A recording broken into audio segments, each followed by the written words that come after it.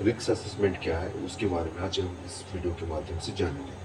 Risk assessment करने से पहले दो चीज़ के बारे में आपको जानकारी होना चाहिए। पहली चीज़ है हजार्ड्स और दूसरा है रिस्क। हजार्ड्स जो है इसकी परिभाषा मैं आपको बताना चाहता हूँ, डेफिनेशंस में जानिए। हजार्ड्स का मतलब ये है कोई भी ऐसा स्रोत या ऐसी कोई स्थिति या सिचुएशन जो आता है जो इंसान को या प्रॉपर्टीज को या जो पर्यावरण हमारा है या कार्यस्थल वर्क प्लेस को नुकसान या जो बोलते हैं हार्म पहुंचा सकता है, जिससे क्या होती है इंजरी हो सकती है, बीमारी हो सकती है, मतलब जैसे इलनेस या कोई डैमेज हो सकता है, पहुंचा सकता है। इसको हम हजार्ड्स कहते हैं। सरल भाषा में अगर हम बोलना चाहेंगे तो हजार्ड्स का वो चीज़ है जिसमें खतरे की संभावना छुपी होती है। जैसे मैं आपको बताना चाहता हूँ, हजार्ड्स जो है 5 प्रकार के होते हैं। पहले होता है फिजिकल हजार्ड्स, जैसे शोर, कंपन, ऊंचाई पे काम करना, फिसलना या बिजली, ये हमारा फिजिकल हजार्ड्स में होता है। उसके दूसरा जो हजार्ड्स है हमारा केमिकल हजार्ड्स बोलते हैं उसको, जैसे एसिड्स है, गैस है, पेंट है, फ्लेमेबल मेटेरियल्स है, ये हमारे केमिकल हजार्ड्स में आता है। तीसरा जो हजार्ड्स है बायोलॉजिकल हजार्ड्स बोलते हैं उसको, जैसे कोई वायरस हुआ, बैक्टीरिया हुआ या फंगस हुआ, ये हमारा बायोलॉजिकल हजार्ड्स है। उसके बाद हमारा चौथा जो आता है एरोकोनॉमिक हजार्ड्स, गलत तरीके से सामान उठाना या रिपीटेड वर्क करना, जैसे गलत वर्क स्टेशन में काम करना। हमारा जो पांचवा हजार्ड्स है ये साइकोलॉजिकल हजार्ड्स बोलते हैं इसको, जिसे आप तनाव या स्ट्रेस बोल सकते हैं। अत्यधिक काम के दबाव या प्रेशर्स में काम करना, ये साइकोलॉजिकल हजार्ड्स होता है। रिस्क असेसमेंट में हमें जो दूसरा चीज़ के बारे में जानकारी चाहिए वो है रिस्क। रिस्क का पहले हम डेफिनेशन जानने की कोशिश करेंगे। रिस्क का मतलब ये है किसी हज़ार से नुकसान होना या हार्म होना की संभावना, लाइक्लीहुड जो बढ़ जाता है और उसमें होने वाले परिणाम जो कॉन्सिक्वेंस या सिविलिटी बोलते हैं उसका मिला जुला रूप हो सकता है, इसको बोलते हैं रिस्क।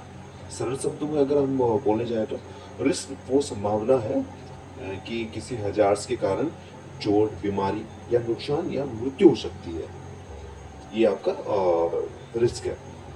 अब हम रिस्क का एक फॉर्मूला यूज करते हैं जिससे रिस्क कैलकुलेशन करते हैं।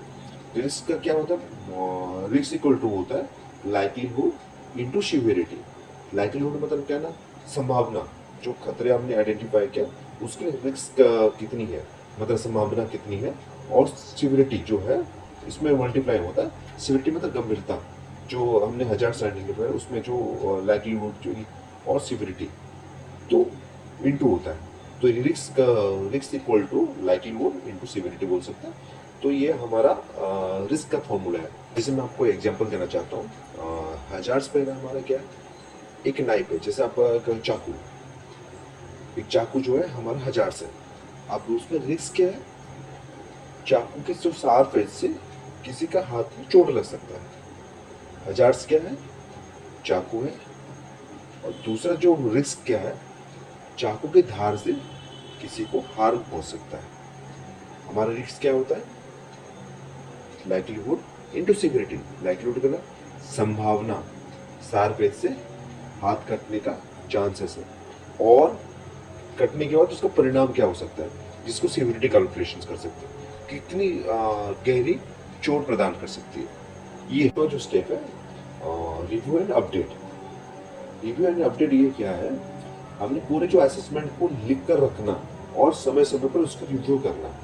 जैसे हमने जो रिस्क असेसमेंट हमने इससे पहले जो 4 चरणों में किया, आइडेंटिफाई द हजार्ड्स किया हमने, उसके बाद इससे कौन कौन व्यक्ति प्रभावित हो सकता है और कैसे, और उसके बाद हमने रिस्क एवरेशंस किया, मतलब खतरे का परिणाम क्या हो सकता है और उसमें संभावना कितनी है, इसके बारे में। उसके बाद हमने कंट्रोल मेजर्स जो किया, हमने इसको रिकॉर्ड्स में रखना है, रिकॉर्ड्स में रखना है।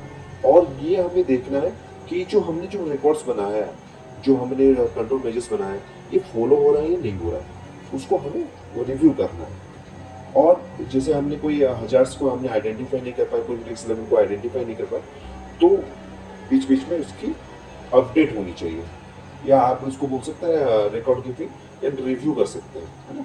रिव्यू करके उसको रिविजन्स करके उस प्रोसेस को हम आगे बढ़ा सकते हैं। तो ये असेसमेंट का 5 स्टेप था, तो हमने आज आपको बताया इसको।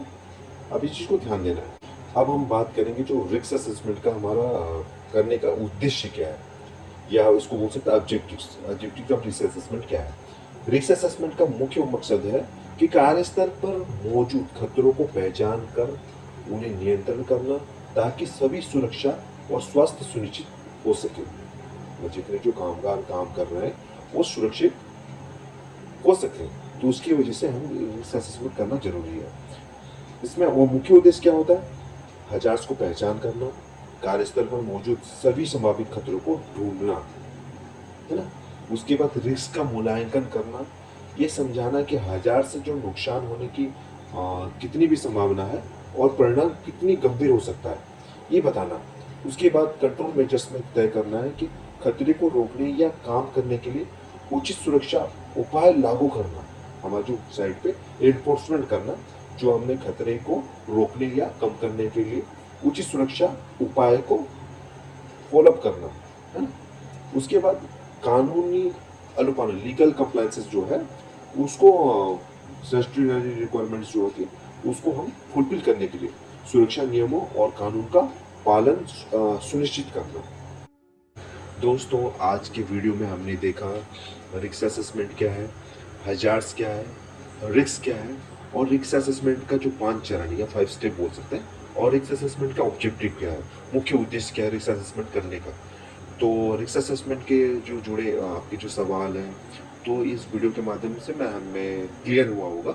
और मिलते हैं नेक्स्ट वीडियो में एक नए टॉपिक के साथ। तब तक धन्यवाद, नमस्कार, टेक केयर।